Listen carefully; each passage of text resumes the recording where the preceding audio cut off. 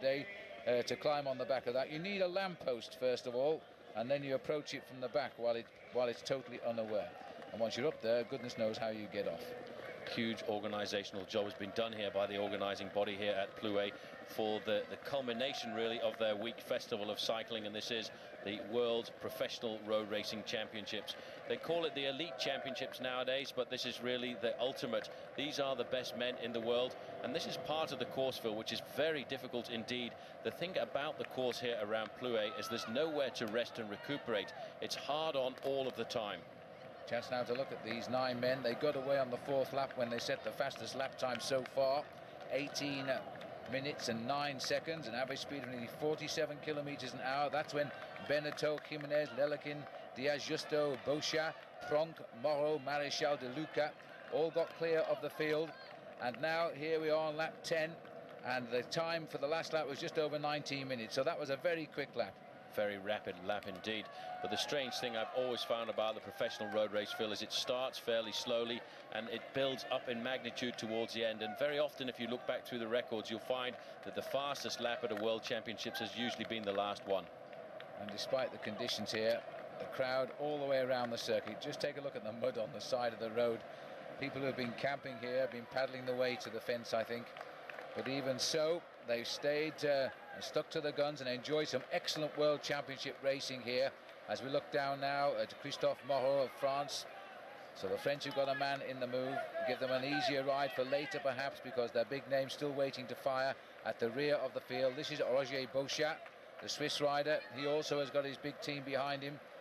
It's a pretty dangerous rider in here as well, just sitting on the back there for Italy. Danilo De Luca, a big favourite, a man who we saw ride very well at the Giro d'Italia earlier this season, which is why I think the Italians are not chasing at all at the front of the main field.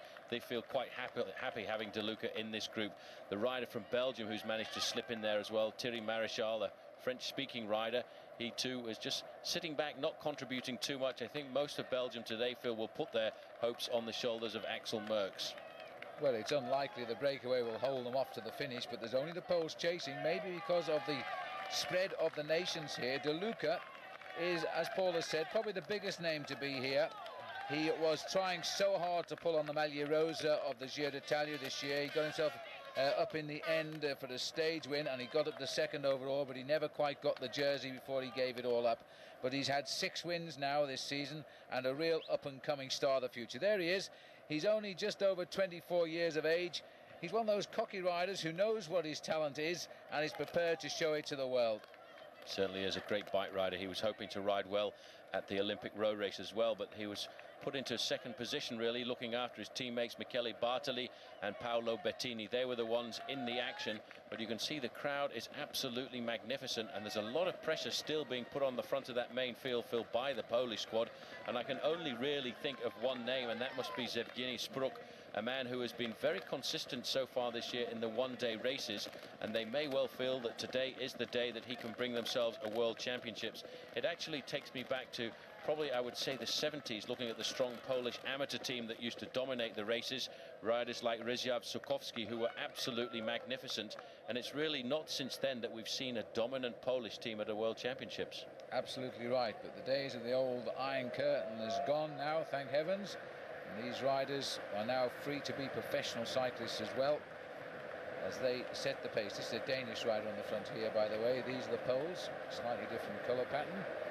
And I think Paul is right. There's only one name that we would contemplate being a world champion by the end of the day, and that is Zbigniew Spruk. He rides 1:10, and significant enough, he's not in this pace-making group here, so he has made them chase it down.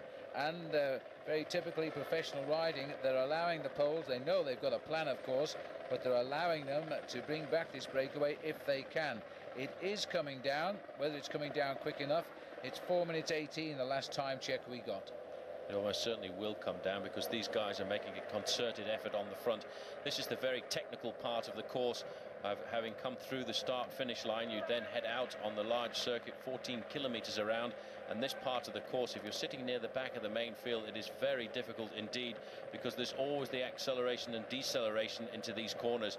And that's why, even at a World Championships level, it's so much easier to ride in the first 20-25 places. Well, in the Espoirs race on that bend, we've just seen them come round. The heart was in the mouth of some of the riders because they completely misjudged it.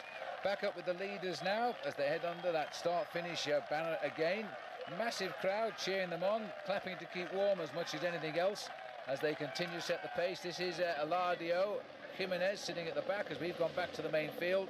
The Kazakhstan riders are in that sort of turquoise colour with the yellow flower on it. And we'll get a time check as the riders come through. But still the Poles are not being interfered with here, enjoying their pacemaking. I think that's the word.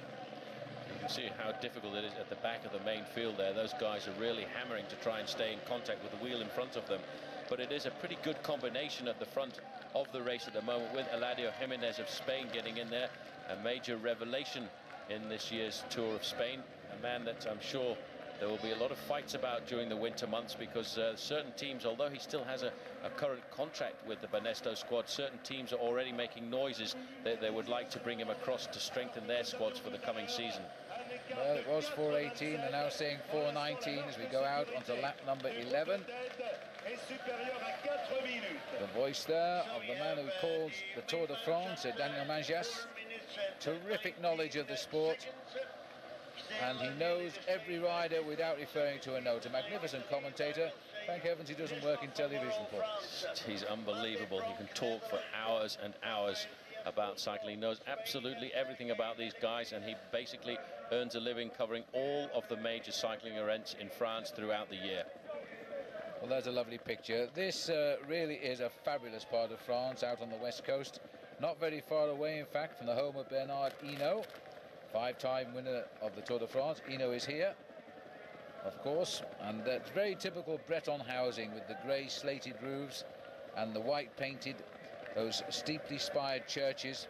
And I can guarantee the bars will be absolutely buzzing as the race continues. A bit of pacemaking being done by Piotr Szymlewski. He's the Polish man at the front. His teammate here gritting his teeth. I think it's Piatek. They're all, look at, they're all up here now. The man who's missing is Sprook. And Jalabert is there too, look.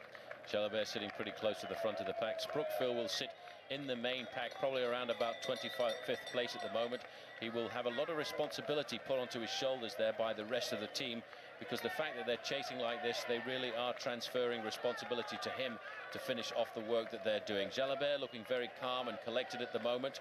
He's got a World Championship title under his belt, that of the individual time trial, and he would certainly love to try and get himself a victory here in France. There next to him is Paolo Bettini with the green shoulders there of the Italian squad. Bettini's had a magnificent season so far. Davide Rebellin, the other rider in the green there, also a little further back. Italy, I think for the moment, pretty happy having Danilo De Luca in that leading group of riders. Been a difficult selection process for the Italians because the sport is so popular in Italy, of course. Everybody, including the selectors, say what they feel about selection, and the public split over the decision to leave out David Rebellin and instead put in Marco Pantani. Well, he's one of the Ukrainians who's called it a day. Now, Gonchar was the top rider here. This isn't Sergei Gonchar. He's already won the World Time Trial Championship this year. And this is the sort of conditions. It's Vladimir Duma, who was the last rider, and I think the only rider to finish for his team in the Tour of Italy, wasn't he, Paul? He was, in fact, and he took out a stage victory, a win at the front of the main field, I should say, just behind the great breakaway by David Mackenzie, Australian rider on the Linda McCartney squad. He popped out of the pack there, and nobody really knew who he was at the time, and now he's taken an early shower. Still the Poles on the front, Phil, they really are digging deep, and they're going to have to do something pretty special. They've taken 40 seconds off the advantage of those leaders right now, and still it's a very large pack for a World Championships at this stage. Under the banner again, the gap is coming down, but ever so slowly. The clock counts on, but it was inside. Well, they're saying 4:01, but I think it's less than that because the head of that field went under that banner. As another lap is ticked off by the driving of the Polish boys. There's no doubt they've got a plan, and the rest of the race is thanking them very much for taking them all up to the leading group, and they're offering no assistance at all. So every one of these Poles sacrificing his world title for one man. We think we've nailed down the man in Zbigniew Sprook because we can't see him, and he must have told his teammates to go and drive the race. Well, he must feel good. He's had a very good season with a lot of placings in the individual single-day World Cup races. He's a magnificent bike rider. I'm not sure that I would rank him as a world title shot but maybe today he's in a special day, which is why he's asked his team to come forward. And the thing is, they have really missed the boat, the Poles here, because even the French must be pretty happy with having Christophe Moreau in that leading group of riders. All the major nations at the World Championships, the French, the Dutch and the Belgians have got representatives up there, and of course the Italians too, which is why this situation has developed on the road for Poland. They're going to have to chase, and a 4.5 minute gap is a very difficult one to have to pull back at this stage of the race, because we're only just past half distance and there won't be too many Poles left with good legs towards the end with a chase like this inside them. Well, I think as you spoke there, Paul, there's one just blown out and he's dropped away from the front. He said, "That's my lot." And I think it was Shumievsky. He's gone to the back now as the rest continue. Well, although our screen a few minutes ago did say 4 minutes, we're getting checks now 3:30, so this chase is working. It's bringing it down to very manageable performance. 19.5 minutes, very consistent laps. Remember when the break went, the pace shot up. They went through in just over 18 minutes, but they've regulated now at around 19.5, 19:40 for the 14.1 kilometre lap. Just looking at the long line of bike riders there, you can feel the pain and the speed of this main field. But you know, it must be that they are working for Spruk this year, because Spruk has had a magnificent season in the one-day classics. Finished 4th in Milan-San Remo back in March, followed that up with a 9th place in the Tour of Flanders, 8th in the Amstel Gold Race. So he's always been looking to put in a good performance, and in fact we did see quite a lot of him at the front of the main pack in the Olympic Games, which wasn't too long ago in Sydney, but certainly under slightly different climatic conditions. Well, I've known Zbigniew Spruk for a long time because I used to organise the British Milk Race for many years, the race director of that for 21 years, and in fact Zbigniew was one of the stars of the milk race. He used to come and ride. But look at this, Paul, an attack now by the French. Oh no, this is coming back through the cars, so we've had a flat tyre. It's a problem. That's Jalabert who is down there. He's being paced back into the main field, and it may well be that he's had a flat tyre. There doesn't seem to be any panic at all there. He's being paced back into the race by one of his teammates, and there's a Dutchman just sitting on the back there for the ride. Well, if you've got to puncture, early is better than later. Jalabert, though, returning to the fold in many ways here to represent his country, because he had a bit of a fallout over the last couple of years on the anti-doping policy and the exterior testing of riders, and the fact that he's moved to live in Switzerland away from the French, rides for a Spanish team, etc. Lost a lot of favour amongst the officials, but they've let him back in now, and he would love a result, because at the end of the year he apparently is going to leave Oncé, and then he'll be looking to come in to a French team. He also has a problem that he doesn't have a contract signed at the moment. He actually declared that he wanted to have his contract signed and sealed before he went along to the Olympic Games. Well, that didn't happen at all, and in fact now he's still getting towards the end of the season without a contract for the coming year. Big Tom Leaper, I think it is. We caught a glimpse of Australia there. Just move up on the outside. It's only 4 Australians started today. Jay Sweet, the sprinter. Scott Sunderland, who was rather miffed he was not selected for the Australian team for the Olympic Games. He appealed that decision but lost, and he's got good form at the moment. Stuart O'Grady is in here, fresh after his crash. Well, not fresh, but since his crash in the Tour de France. He rode in the Olympic Games, but not with any real distinction. And Tom Leaper we've just seen. It's Francesco Casagrande just on the left with the green. Laurent Brochard in the middle. Brochard riding very well this year, almost got himself a stage victory at the Vuelta a España not too long ago. Coming into the city of Avila just towards the end. There's Scott Sunderland there in the Australian jersey with the glasses on. Scott is just the man, Paul, to throw a surprise at us today, because he's very annoyed about his non-selection for Australia, especially in his own country. The Olympic Games were in the state of New South Wales. He's a New South Welshman. He comes from Inverell, so he desperately wanted to ride those games but didn't make it, and he's up here at the head of the race. One gets the feeling now that the Polish team are tiring, but they are still closing in on those leaders, which are beginning to show signs of raggedness. We're not seeing too many pictures of them, but when we do see them, there are signs of riders getting a little bit tired now. New Italian team colours off to the right with the green tops of the jersey. This is Piotr Wadecki on the front, one of the riders of the Moroz team. The only fully fledged international team from Poland, a very well-drilled squad. They take part in many races all over the international circuit, and just now they are riding an excellent race. The Polish team have really got themselves organized today, but they should have had a man in that breakaway, because every other major nation was represented. The tactics at the World Championships are always very strange indeed, because it's always a big battle between France and Italy, and everybody else very often just seems to be along for the ride. Just got a glimpse there of number 1, Oscar Freire, last year's winner, riding near the head too, but not overdoing it. He's a marked man, of course, now, 1 year on, 9 wins, and a real challenger, recognised by the pelotons, a man for the future. Had this back problem all year, which he hopes to get sorted out as he runs out of his season now. Still, of course, a rather exciting and very interesting Tour of Lombardy to come, with Andre Schmil now showing a challenge to Eric Zabel for that championship. And Schmil starting today, one of the favourites. Another non-starter today, by the way, Abraham Olano. He's gone back home to Spain. Well, he was a little bit surprised at not taking out the win in the individual time trial. He was the #1 favourite, fresh from the Olympic Games. He felt as if he would have won the event, and he blamed it on bad communication between himself and his manager. But I've always thought that if you go out to win a time trial, you have to ride as hard as you can for as long as you can. So I think maybe the form just wasn't there. And of course, no Andrea Taffi on the Italian squad, and there's no one more disappointed than he after winning the Paris Tours in such fine style. And when you look down the list of riders who have made the Italian squad, you really do have to ask the question, why leave out Andrea Taffi? Well, Taffi, whether or not he's won a lot of races this year, is always a man to be counted on for the team. He's always the kind of rider who will work beautifully as a domestique, and surprisingly enough, they have left him out. And he'll probably be watching this at home now, not very happy, thinking, if I'd have been there, I'd have been ripping this race to pieces right now. Back up with the leaders. That's Jimenez at the back of the race. Well, he was. He's not at the back of the race now. That's Marichal who's come to the back. There's 2 Spanish riders in this group, enough to keep a worry over the field behind, although neither would be expected to be world champion by the end of the day. As Gert Pronk of the Rabobank squad sets the pace here at the front. This is Tilly Marichal. The Russian rider in there is Lelekin.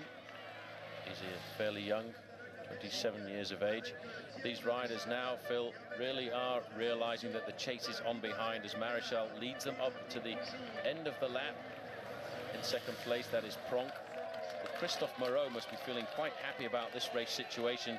And looking at Danilo De Luca there in the Italian jersey, he doesn't actually seem to be flying all of that well at the moment. He's actually having a hard time staying on the wheel of the man in front of him. So we may well see another change in tactics later on. If the Italians get wind that in fact their man Danilo De Luca is not riding too well, I think they will come to the front as well and start to chase. Well, I think this is attack time here. They've decided these 9 riders are getting a little bit cumbersome. They know that the Polish train is reducing it, and they're trying to split the field here as they come up this very nasty drag. It'll get worse too as the race goes on, because that is Roger Bochat who has got on the train, and Gert Pronk is tagged on, but there's a few missing now. That really has split the field. Marichal really put the hammer down, and that has reduced the number of riders. And I think that is not going to be a great move for them, because we've now seen the 2 Spanish riders there being left behind. The other French rider who was in that break earlier on, Beneteau, he has now been slumped to the rear as Christophe Moreau decides to come forward now and accelerate on the slopes of this climb. All of the French riders must be on a serious high here today, because they are racing on a circuit which in the month of August sees around about 250,000 spectators witnessing the Grand Prix of Plouay. 5 riders now leading the race, but behind, the riders from Poland really are doing an excellent job, and they're slowly but surely eating into the advantage of this breakaway. Well, this is a surprise. Tilly Marichal trying to split the field. He's not a rider of great note. I'm just wondering what his tactic is. A couple of tours under his belt. He's ridden the last 2 editions and finished both of them rather lowly, but nonetheless, to finish the Tour de France is a tremendous achievement. Well, the 2 Spaniards have been caught here. One is Eladio Jimenez, and the other is Rafael Diaz Justo. And the other rider caught out in that split was the Russian rider Sergei Lelekin. If they can integrate over the top of this climb, they will reform to make a 9-man leading group. But looking back, it looks as if they've already lost around about 20 seconds from the 5 riders who are leading right now. 168 kilometres done. 5 of the original 9 that got clear around the 60-kilometre point. So they've been 100 kilometres together. The 2 Spanish riders are being dispatched backwards, as too is Walter Beneteau, the Frenchman, and the Russian rider Lelekin. Marichal was the troublemaker, 27-year-old. He's got 2 wins this year, including finishing 2nd overall in the circuit Franco-Belge, a very good result for him, so he's got his form at the right time. Christophe Moreau has decided what his tactic is going to be as we get confirmation of the group there. Although I did say that Danilo De Luca looked under pressure, he's still in this leading group of 5, and so that will take the pressure off the Italian squad behind. Walter Benetto, by the way, in the second group on the road there for France, won the Circuit de l'Aune, which is not too far away from here. It used to be known as the Criterium of Châteaulin, and it was always the great big revenge match after the World Championships, when the World Championships were held in August. So that was a big win for him, and he too is a rider from not very far away from here, from Nantes, and was a member of Jean-René Bernardeau's Vendée development squad. Slipping to the back now, 101. Mate Pronk, I think I called him Gert Pronk earlier. Gert, who was an ex-speed skater, that's having too many memories, I think. Gert is now out of it, but this is Mate Pronk, who's up in the breakaway. Sits at the back, and it's a good move by the youngster as well. Christophe Moreau is the strongest rider in the group right now, and it'd be nice to go back to the main field and just see if any of the other teams have decided to come forward, because the news must certainly have gone back now that the 2 Spanish riders who were in this group have been left behind, and that will change the whole look of this bike race. Obviously the Belgians will be fairly happy with the presence of one of their riders in here, but one man on the Belgian squad has actually axed the whole of the end of the season towards this World Championships, and that's André Schmil, recently second in the Paris Tours World Cup race. He is looking for the big win here, and in fact declined selection for the Olympic Games to concentrate on winning the World Championships. Well, he's going to thank the Poles if they catch up. The Italians are hovering. Look, all of them with the green jerseys on. Still 4 Poles setting the pace, and no one is assisting them. The pace, though, is registering the fact that they are bringing them all back. Ever so slowly is the case, but the gap is closing. They should be inside 3.5 minutes at the next time check we get. I think it's a bit strange to be looking at a World Championships and have names like Jan Ullrich, Lance Armstrong and Alex Zuller absent from the starting list. A real reflection that the majority of the big names can't hold on till the end of the season, and unfortunately we have had good World Championships, but maybe not all of the best riders in the world are present at the latter part of the season. In a couple of years' time, these championships on these dates will be in Canada. Well, I am assured that it's an area where the snow doesn't come that early. Let's hope they're right, because otherwise we would be in trouble. But there is a rumour actually coming out of these championships that they are seriously considering now moving the titles back into the end of the summer season, which will be August into September, where of course they always were. I think it's fair enough now, because the Tour of Spain has been a very successful move from April to September, a race in its own right now, much more interesting than it was, and so I think the change is ready. Absolutely. Christophe Moreau, the larger rider there, rode absolutely superbly in the Tour de France, finishing 4th overall, just losing out in the final time trial to his own teammate Joseba Bellocchi. But Danilo De Luca, having gone through that bad patch, is really being encouraged now by the crowd, and what a magnificent crowd this is through the finishing area, Phil. I would say there are in excess of 350,000 spectators today, and if the weather had been good, they were expecting 500,000. Well, watch the clock, 7 laps to go. These 5 riders must now be feeling the Polish cold air coming up from behind. These are the 4 that were dropped from that group of 9. Remember, they went away on the 4th circuit. We're now 7 from the end of the 19. And they know they're resigned to the fate now that shortly they'll be the first to see the Polish boys close it down. Well, the fire has gone out of these guys now, and they will know that fairly shortly they will feel the breath of the Polish squad on their backs, because the Poles are doing a magnificent job on the front of the main field, trying to pull this race back together. And the fact that that leading group now has split into 2 groups of 5 and 4, I think we will see the whole race coming back together, but it's going to be a long, hard chase by the Poles. This group now of 4, Phil, just inside 1 minute in arrears of the leading group of 5. Yes, they've more or less given up now. Once they're dropped, there's no point in continuing on. You may as well just ride round till the peloton picks you up and see if there's anything left in those legs. Back into the danger zone, which is there's the French with all the bags hanging out. But it looks as though Francis Moreau, yes, he got one. He's had an unfortunate season this year. He's had 2 crashes very early on. Francis Moreau broke his collarbone in the first one, then fractured his skull in the second. But at least he's got himself back into form. Second group of 4 riders here, the 2 Spaniards on the front there, Diaz Justo and Eladio Jimenez. Jimenez taking a stage victory in the Vuelta a España, and certainly regarded by many as one of the the great Spanish hopes for the future.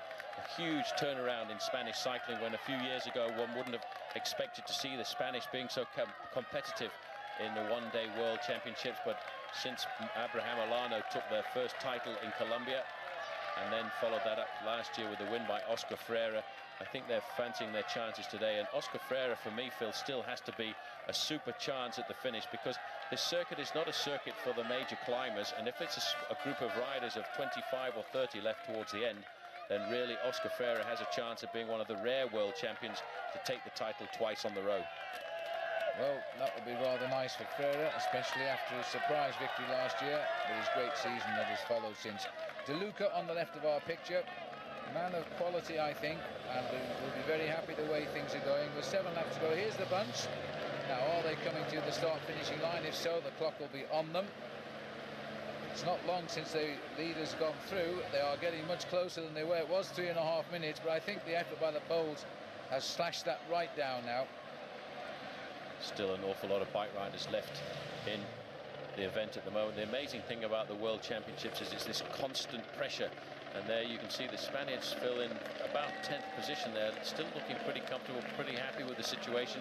Axel Merckx was still in the main field there, looking quite comfortable, and Gordon McCauley, I think I caught a sign of there, the Kiwi rider. Just 2 Kiwis in the field here, one Chris Jenner, the other McCauley. And looking down there, you can see that there is still a very large field left in the professional World Championships. Well, these boys haven't really turned the pedal in anger. They've sat behind the poles. There's the gap, though. Still quite a considerable one. They've really held on here. 3:24 it is now at 7 to go. That's really going to hurt the Polish team later on, and everybody else for the moment pretty happy just to sit back and allow them to set all the pace-making at the front. Alexander Vinokurov still in the main field. A glimpse of him. There's the other Estonian rider, Jan Kirsipu. Kirsipu, another man that if the race doesn't toughen up towards the end, there in fact is Andre Schmeel, still looking very comfortable. Strange way to eat a bottle, but maybe he's just found a different way of drinking. He'll never get it down, no matter how hard he tries. But Schmeel will feel things are under control just now. There's a nice view again of the town of Pluet. This race on the outskirts. The town itself is full of narrow streets, and you couldn't run the race through there. So they're on the outskirts here as the peloton, still a big one, speeds on its way, still working out how they're going to close the gap, because the last time round it was 3.5. They've only knocked 7 seconds off this time, and that's not an indication they're going to wipe them out yet. The Poles are going to request some help soon, I think. Well, 54 seconds, that group of 4 is in arrears of the leading group of 5 in the main field, 3.5 minutes behind right now, and all of the pressure, Phil, still coming from that Polish squad. These are the 4 riders caught in the middle. Walter Beneteau is number 25, rides for the Bonjour team, and the 2 Spaniards, they really did get caught out there, Diaz Justo and Eladio Jimenez. And Sergei Lelekin, well, I think he's just pretty happy to be there, because Lelekin is not a rider on one of the top international teams. In fact, this is the first time I've seen Lelekin racing, and he must be pretty happy to be at the front of the World Championships. A big chance for a rider like him to interest the sponsors and possibly ride into a professional squad for next season. Well, Beneteau there got round his first Tour de France this year. He's only a youngster. Another one of the fines, I think. Finished 71st. But the fact was he finished, and he seems to have come here determined to establish at least an impression on the event. Well, another team coming to the front now. It may well be red and white, but this time, in fact, it's the Danish team have decided to send 1 or 2 riders further forward. They've seen the big pressure that the Poles have been put under and decided now is the time to come forward and help out in the organisation at the front of this pack. And now that we are getting another team interested, it may well be a time that the main group in front will start to get pulled back. The thing about the Danish team is we did see a very impressive Rolf Sorensen a week ago in Paris Tours, and it may well be that Rolf is looking for the biggest title of his career. He's won almost every major one-day race that there is on the calendar, but he's never been world champion. This is the dangerous stretch. We've had quite a few little tumbles here with the women juniors and the espoirs coming down this section. And the sharp left hand, I think it's Alan Johansson who's on the front. He's a sort of elder statesman now of the Danish riders, but even so, he was a late turning professional, and he is a strong man. So the they'll welcome him at the front, and the Poles could do with a break anyway, because I don't know how many laps they've been chasing, at least 4. Been very difficult for them, and this is the technical part of the course. And I tell you one thing, you don't want to be in 30th or 40th position right now, because you're hanging right onto the wheel of the rider in front of you. There are the 4 riders who were caught in no man's land, so they're just about to get brought back into the fold. And so now the race situation will be the 5 leaders with the rest of the main pack together. About to swoop round the roundabout, and the 4 riders round it first on the inside track. There's the field right onto them now, so the field will soon work out they haven't got them all, if they didn't know already, and they'll assess who they've caught and who they haven't. There they are, the 2 Spanish, the Russian and the Frenchman are back in the fold. Where's the other Spanish rider? He'll be around somewhere. Well, now that this situation has happened on the road, I think we may well see Spain coming forward as well, Phil, because Oscar Freire must certainly be a serious challenger for the title if they can keep a large group together. And it seems for the moment as if there hasn't been too much devastation at the back of this pack, and it is a very large group. The whistles and the shouts going forward now from the Poles. The Poles realizing that Spain now don't have any riders in the front, so they've cut off the power, they've set up, and now I think we will see a change in the front of the main field. I think you're right. They've now said that the other boys have got no excuse now for not giving us a hand, so if they won't do it, then we won't bother either. And the reaction coming straight away from Spain. That was a good decision by the Polish riders. Otherwise, these boys would have thanked them all the way to the finish and then taken the medals. Now Spain go out on the attack. Well, that's a bit strange. Spain there not really wanting to come to the front and organise a chase, and deciding to launch a man off the front. Not a very sensible move at this stage in the game, because those riders are still more than 2.5 minutes in front, and trying to ride across a gap like that at the World Championships is basically a waste of energy. Well, he's a tall boy, and the tall boy which comes to mind is Martin Perdiguero, who is on the attack here. And the riders try to reorganise themselves to see if they can get the counter action going. Remember that there's still 5 riders, 3 minutes and 20 seconds ahead. This is a tough course. You can actually see, looking at the pavement out there as well, that it's not a smooth surface here. These Breton roads, the small roads away from the main highways, are very, very rough, and they're not really rolling it along as well. It's very difficult to get any kind of moving. This in fact looks very much like Jose Enrique Gutierrez, who's going forward. I told you it was Perdiguero, didn't I? I know you did. You've always been good on your Spanish riders.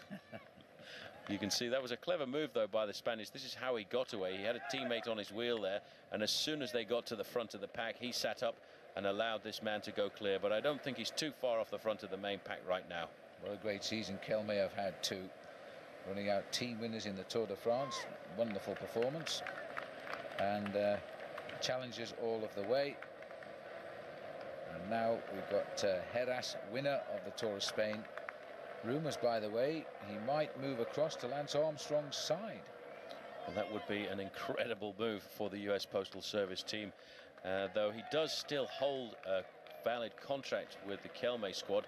It is an interesting move for him to move across there. He said that he made those contacts well before the Tour of Spain. He's very interested to ride along Armstrong and learn how to ride time trials. He feels that he would be a much more improved rider riding alongside Armstrong for a couple of years, and maybe then have a crack at winning the Tour de France overall. The main field coming up towards the finishing area. Still a huge pack of riders, Phil. Nobody yet has managed to break the stranglehold, and not really a very clever tactical move by the Spanish right now, because they do have a serious challenger for the win in Oscar Freire, and they need to get themselves pretty much organised at the front of the pack if they're going to pull that leading group of 5 back. Well, this man's proving to be a nice little carrot here now, or a nice large carrot actually, in Gutierrez. So we're looking down, riders trying to get away from the front of the pack. The sign writers have been busy. Well, this is an interesting attack. The Polish rider still setting the pace, trying to keep everybody on their toes. It's a tough one. This is Wojciech Radecki, the Moroz rider. He's had a good day. There are 3 riders on the Moroz team made the selection for the Polish team, and I think they've got 8 men on the start line today. Well, Radecki wearing a slightly different jersey to the rest of the team there, and I'm not sure that's allowed at the World Championships. He's actually wearing the Polish National Road Racing Champions jersey, and at the World Championships you're supposed to wear the national jersey of your country, but today he's decided to opt for that. He may well find himself getting a slight fine from the Union Cycliste Internationale. He's two-time national champion of Poland. Actually, he took the time trial championships as well. Well, the design's the same. It's just the writing on the top alters a bit, so they might get away with that. Anyway, it looks as though Gonzalez is getting away with nothing, is because Gutierrez rather, he's being caught. And now the Italians, and this is Bettini, who are now trying to stir things up a bit. They've sensed it's getting time. Now De Lucca may not be too happy with this.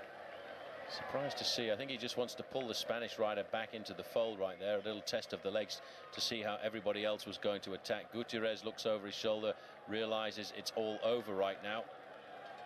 And it's still the Polish coming to the front. That is Zevgeny Spruk there moving forward. You can see the blue and pink shorts of the Lamprey squad. He too coming forward right now just to show the team that he is there, still in the bike race. But he shouldn't have come off the front like that right now. Well, that bunch is thinning out rather dramatically now. Gutierrez is showing his resistance, but now it's all over. Now the serious boys are beginning to fire. This looks like it being a good lap, and surely it was 3:24 last time around. And that was a 19-minute 35 lap, by the way. Surely now on lap 13, we're going to see that gap come down. Well, the hammer now starting to come down a little more. Everybody trying to raise the tempo in this main field. But you can always see when it's hurting, because riders looking over their shoulders to see if the gaps are appearing in the main field, and they're not right now. There's a couple of Dutch riders moving forward there.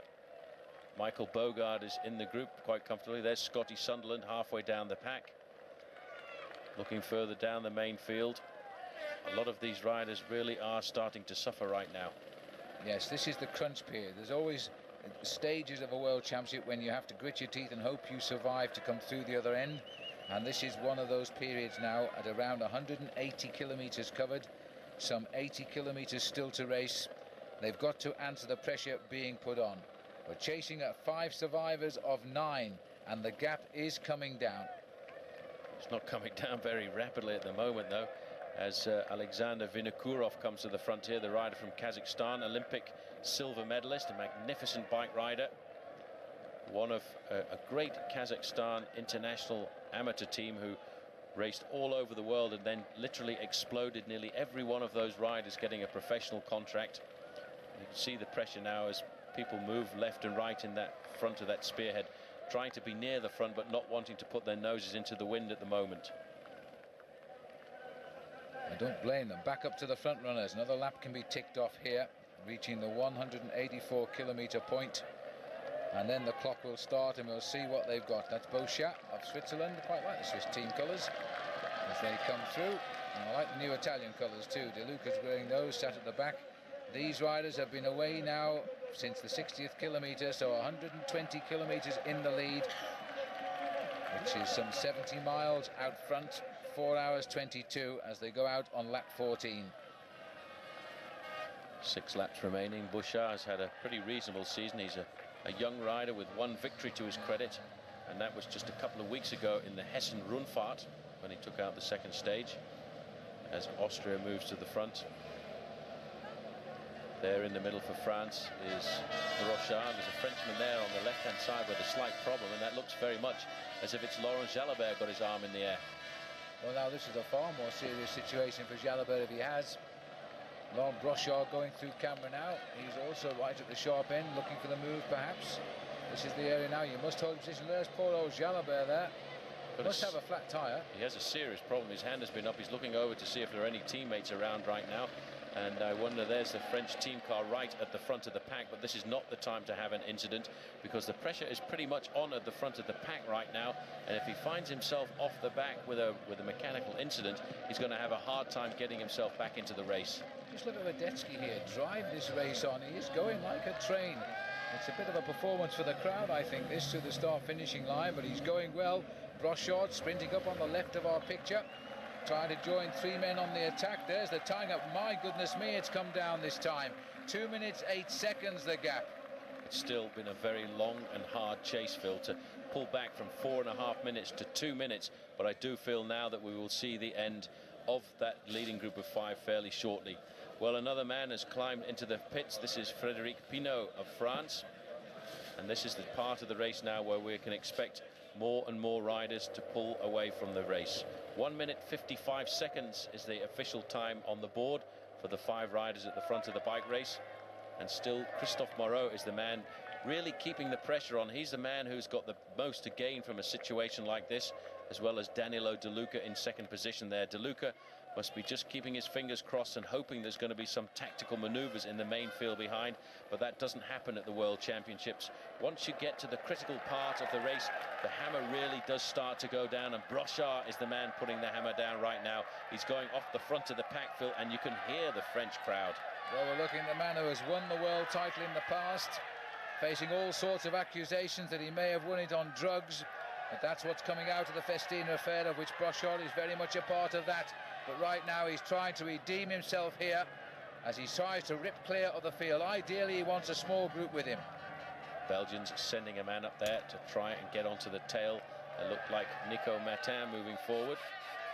It isn't, in fact, Nico Matin. It's one of the other Belgian riders. That's Michael van Heijken, who's got across. He's not a rider we see an awful lot of on the international circuit. The man I feel they're working for today must be Andre Schmeel. And at the back of the pack, we're hearing over race radio that there is a problem with Laurent Jalabert. Well, that's a real shame. The question is, he's going to be very unlucky, because the hammer has gone down right at the moment he slid off the back of the field. We're now on to lap 14 here, 185 kilometres covered for the main field. The leaders just a little bit further ahead, but not by much now. They're probably inside 2 minutes now after this flurry of attacks. Tell you what, the hammer is really down right now. Everybody is trying to get off the front. Everybody is trying to form the counter-attack in pursuit of those 5 leaders at the moment. Their advantage has come down pretty rapidly. It was at one time 4.5 minutes. It's now well inside of 2 minutes, and the speed is obviously different in the main field. You can see the difference in the speed. These riders, Phil, now are approaching 50 kilometers an hour, and this lap, if they keep this pressure on, is going to be pretty close to the fastest so far.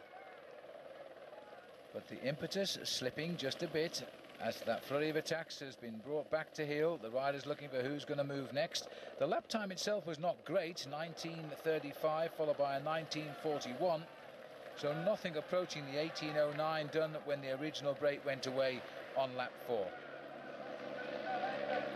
Christophe Moreau leading them into the finishing straight. There is Danilo De Luca.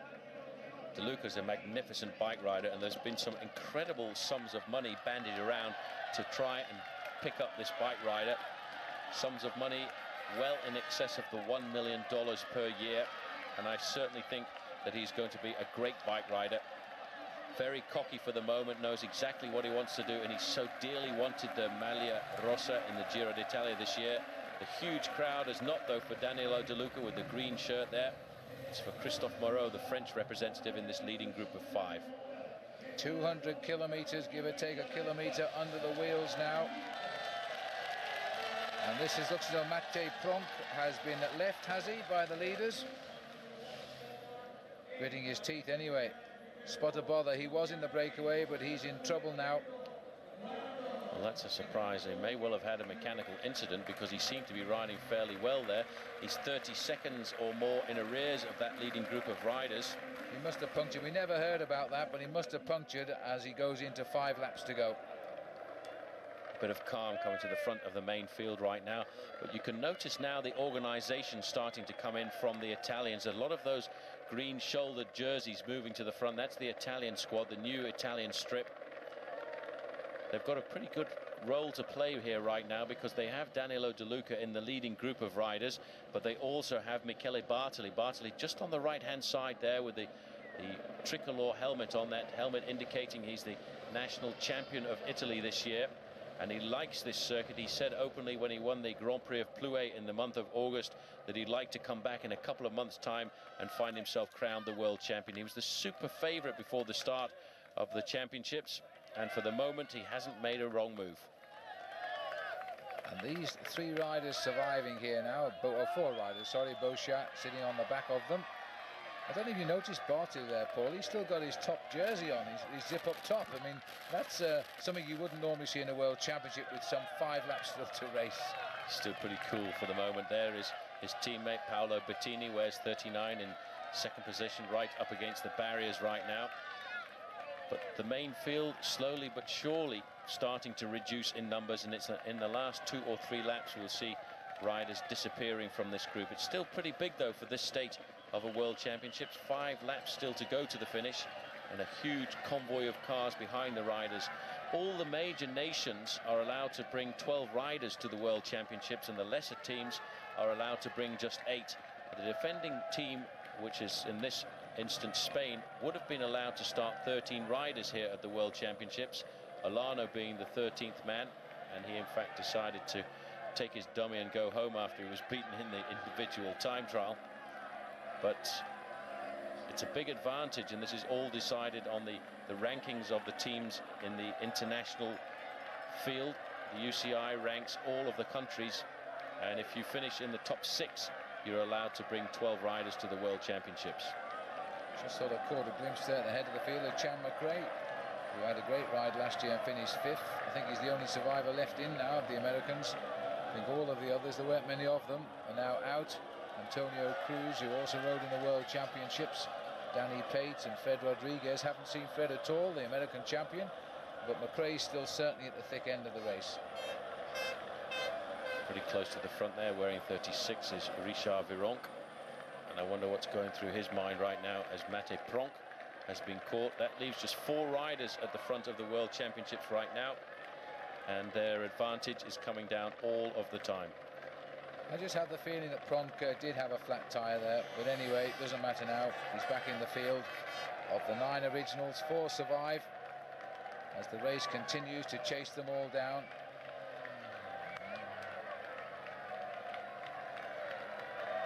Still 1 or 2 Belgians there. They are working, of course, for André Schmil. Bartoli tucked in nicely. How he would like to round off his season with a world title. There he is over to the right. No, there he is gone now. I don't know where he's gone. He's keeping pretty close. He's in the first 5 or 6 riders there, just off to the right-hand side. He's keeping himself off the front of the main field right now, but also as close to the front as possible in case there are any surprise attacks. Right in the middle there is Axel Merckx in the Belgian jersey, just going off to the left. There he is now with the orange jersey on right now. Big, strong rider, Axel. Looking pretty nervous right now, looking over his shoulder. Probably wants to know the whereabouts of André Schmil. What a great season Axel has had. He's brought his dad an awful lot of emotion. A great individual stage victory in the Giro d'Italia, when I could not believe that he would come back after a dramatic crash. And then in the month of June, he took the national championships, and it's been a long time since the Belgians have seen the name Merckx right at the top of the leaderboard. And I tell you one thing, they say that Eddie was actually there commentating for Belgian television, and they had to rip the microphone away from him with about 10 kilometers to go. Well, you know, Merckx followed by Merckx is a pretty sensational thing to happen, because apart from Johan Museeuw, a couple of flurries by 1 or 2 other riders, there hasn't been much to shout for in Belgium in recent years. The Italians at the minute are doing everything right. They've got all of their players at the front. The Spanish riders are riding in defense of Oscar Freire again. It's an interesting move, this. The big guns are firing. The big teams who boast 12 starters are now showing the advantage of having so many riders on the start line. Well-drilled squads coming forward now, getting team tactics, and I do feel that the Spanish really only have one major chance in their ranks, and that is the defending champion Oscar Freire, and that would be pretty impressive if he could make it 2 in a row. The last time that was done by Gianni Bugno, and it's very rare for a world title to happen twice in succession. The field, Phil, does look to be reducing in numbers somewhat, and it really is becoming a war of attrition as we rejoin the 4 leaders, and they're looking a little bit more ragged than they did earlier on. This climb, although not very much if you do it just on one occasion, after 5 or 6 hours in the saddle, really does start to become quite a mountain. It feels as if somebody's got a hydraulic jack underneath it, and they're lifting it up each time you come around. Those legs are not going to make it to the finish on these 4 riders, and there's the reason why. 1 minute 10 seconds now, back to the peloton. Robbie Hunter, the latest rider to reach our ears from South Africa, who's now retired. Well, in fact, although the time gap was just over the 1 minute, I've noticed they're pushing all of the cars out of the gap right now, and these guys know what that means. That's why Marichal there from Belgium is looking over his shoulder.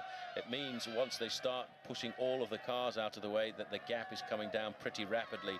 And the last time check of 1 minute, I think when we pull back, may well only be 30 seconds. Well, they are on a hill.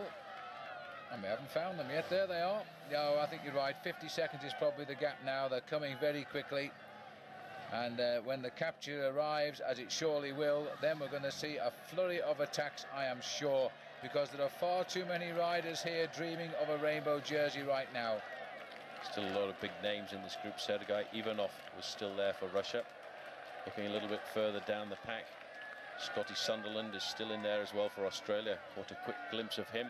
This man here is Roberto Laiseca, the man we saw taking a stage victory at the Vuelta a España. A very good bike rider, finished high in the overall rankings as well. Spain on the front, completely organized, trying to pull this back, trying to keep a large group together for their man, the defending champion Oscar Freire. And Richard Virenque is also there now, centre left of our picture, and still looking pretty cool here. 54 seconds, so that wasn't a bad guess by us, was it, as they now start to close in. This is going to be a most interesting move here now.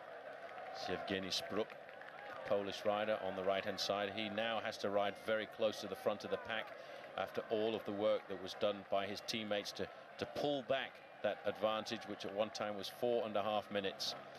Virenque looking over to see where everybody else is. There is Andre Schmeel a little further back in the light blue jersey of the Belgians. And if we can have a look further down the field, we'll get a chance to see if Laurent Jalabert managed to get himself back into the main field.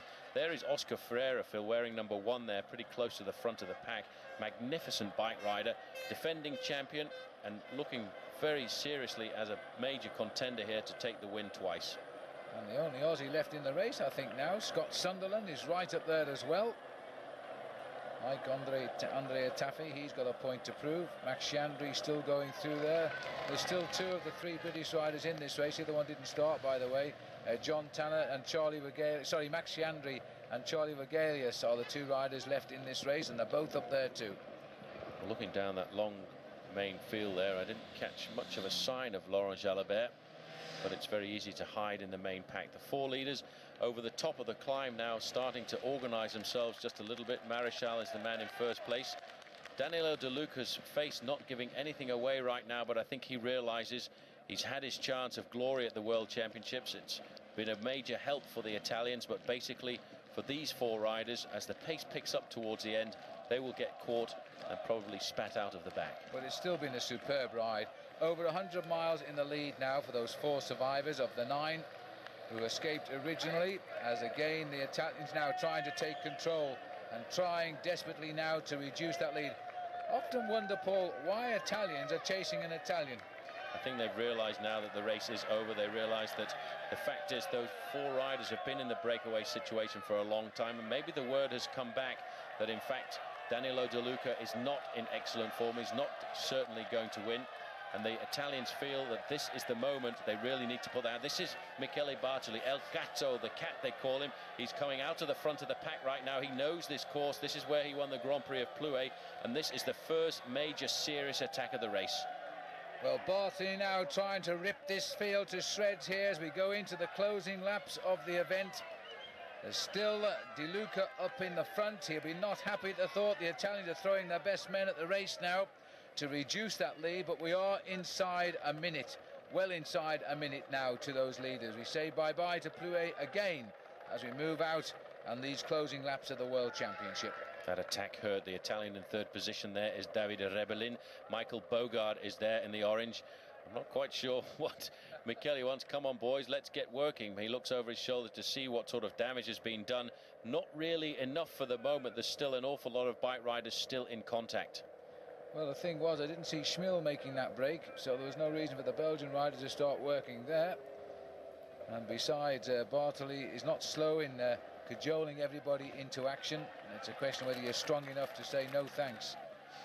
When he looks over his shoulder here, he sees that they've got the gap here, and he's saying go, go, go, because we have a gap, but nobody else wants to. The Belgian orders are obviously there. You can see that they're not going to work at all unless Andre Schmil is in the front split of riders. A general regrouping once again happening in this bike race, but that was a pretty serious attack there by Michele Bartoli. Yes, it's one of those occasions I wish your camera was at the back of the race, because I'm quite sure we lost a few riders with that flurry of activity. Absolutely. Many riders will have been put under pressure there, but they need to keep this pressure on over the top. Otherwise, riders will recover. They have a slight gap over the rest of the field right now as Paolo Bettini comes forward to insist and accelerate. A lot of Mappé riders in this Italian selection, but they haven't split the main field right now, Phil. There will be one or two riders at the back suffering, but there's still around about 60 riders in this group. All coming back together again. It's being left to the Italians now to drive on all of the time. Maximilian Chianri riding pretty much to the front, very much in the autumn of his career now, Max, but still having, I reckon, a pretty good season. He was so close to getting himself a stage victory in the Giro d'Italia earlier this year. He then was selected for the Great Britain team for the Olympic Games, and here at this crunch time, riding very well to the front of the pack at the World Championships. There's the view of the farmland around Plouay as the field now work out how they can bridge a gap of some 35 seconds. It's not much more than that to the leaders, and they're all having a go now. The Swiss riders getting into the action, and this looks to me like Andre Schmil. Now they're going to have to react to this one. Schmil looking very strong. He's dedicated the whole latter half of his season to this World Championships right now, and that really has caught the Italians hopping. The Italians looking over their shoulders now. They want to organize the chase at the front, but they need to chase down pretty rapidly. I can't really get an ID on the Swiss rider in there, but that is definitely Andre Schmil. They haven't got very much of an advantage over the pack, but they are coming now to the fairly technical part of the course, so this is a possibility to open up the gap. Well, the field, the message will soon spread down that Schmil is getting a bit active now. That peloton still, though, very unwieldy and quite large. This is back up to the leaders, but now it's all over. The leaders are the main field, as all of a sudden they've wiped it all out, and after more than 100 miles in the lead, the World Championship is again up for grabs.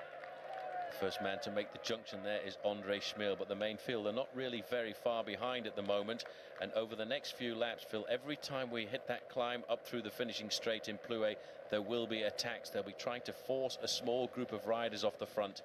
They're sitting up right now. This is a moment, a lull, having caught the four leaders. Everybody's trying to re-ascertain the tactics, who they need to launch forward onto the attack. But certainly Andre Schmil there in the middle of the picture, announcing the colours. He's in form and wants to take out the win here. Well, he's a frisky man at this stage of any race. 2.5 laps still to go, and anybody in with a shout now. And for quite unusually for the World Championship, there's a lot of big teams with a lot of men left at the sharp end of this race. The Italians, the Spanish, the French, the top Belgians are still there as well. This is the corner that's caught so many people off guard, but it looks as though they're coming round it safely again. Still Danilo De Luca there on the front. He will, I would think, drift back a little bit. Now this is the rear of the pack. Now this is rather interesting here, because the man we're looking at right now is in fact Laurent Jalabert, who's riding himself into the pits. He was having serious difficulty there before, Phil, and he's now climbing off. Right up there alongside him is Gilles Bouvard. So that's a blow for the French, and I'm sure it's very much a psychological blow for Laurent Jalabert because of the worry of whether or not he has a contract for next season. Yes, it wasn't quite what he had in his mind, I don't think, but there we are. That's the way it goes. This is now an attack by Nicky Eversold. I think it is. It might be Beat Zeberg, was it? Beat Zeberg it was, the brother of Marcus Zeberg, a very good bike rider. These two guys normally spend their season riding for the Rabobank team. Marcus Zeberg, if it does come down to a large group sprint at the end, is another man who has a serious chance of taking out a victory. This is the move by Zeberg. The Italian's controlling the front of the main pack, but he's decided he's going to go out, and it's always going to be on this slope up through the finishing straight towards the summit of the climb outside of Plouay. Well, we've had some wet days this week, but we've seen some excellent bike racing, I have to say, and how wonderful it was to see Mari Holden win the gold medal in the time trial, beating Jenny Longo, a rider she'd never beaten until this year. She beat her in the Olympics to the silver and in the Worlds to the gold. 26 kilometers to go. Zeberg hasn't really got much of an advantage over the main field, but look how easy Andre Schmil looks there, Phil. He looks over his shoulder to look at the faces of the other bike riders in this event here and moves forward just to make sure that he's at the front of the pack. I think this man is in excellent form today. In about 5th or 6th position there in the multicolored jersey with the red and blue sleeves is Maximilian Chianri. On the right in the orange is Mikkel Bogert. and that group now has seriously been reduced in numbers because of all those accelerations. But what a crowd on the finishing line. Fabulous atmosphere here as Max Shandy for Britain, and here he is right on the front now. He's a man for championships, bronze medal in the Olympic Games 4 years ago in Atlanta, and wants to see if anybody's going to give him a hand here. Michael Bogart is the rider in the orange Dutch colours, but there's a little bit of a truce just been called for the minute at least. Well, Shandry started off the season very well with a win in a stage race in South Africa at the Vodacom Rapport Tour. But I think more importantly for him, Phil, was the win that he got in the Tour of Lazio just before the Olympic Games. Brochard now on the left-hand side, accelerating, trying to get himself off the front of the pack. A big bike rider, very popular in France, but still got that black cloud over his head because of his involvement with that Festina affair. So Laurent Brochard, he might well be the team leader of the French now, because there aren't that many of them left. Richard Virenque is in there somewhere, but apart from that, I don't think they've got many people left in the race. That move was countered by Gianni Farazane, the Italian rider in the middle there, the Mapei rider, as Spain moves forward. A lot of these bike riders now can feel the crunch of this Plouay circuit, a very difficult circuit. And especially when you bear in mind that we're racing in excess of 45 kilometers an hour. Michele Bartoli there in its 6th place, still looking for the move. Nobody yet has managed to break the stranglehold over this field. Now, big bunch is just strung out, but they're all coming back, you see. Holland on the attack at the minute. And again, that long, thin line, the Italian flag waving quite high now, because they'll get more and more confident with the riders they've got left in this race. They surely have got the players to do a work, and this is going to be the start of it now, because Bartoli's going again. Looks to see who's followed him. I can't see. It might be Schmiel. I can't quite see behind him.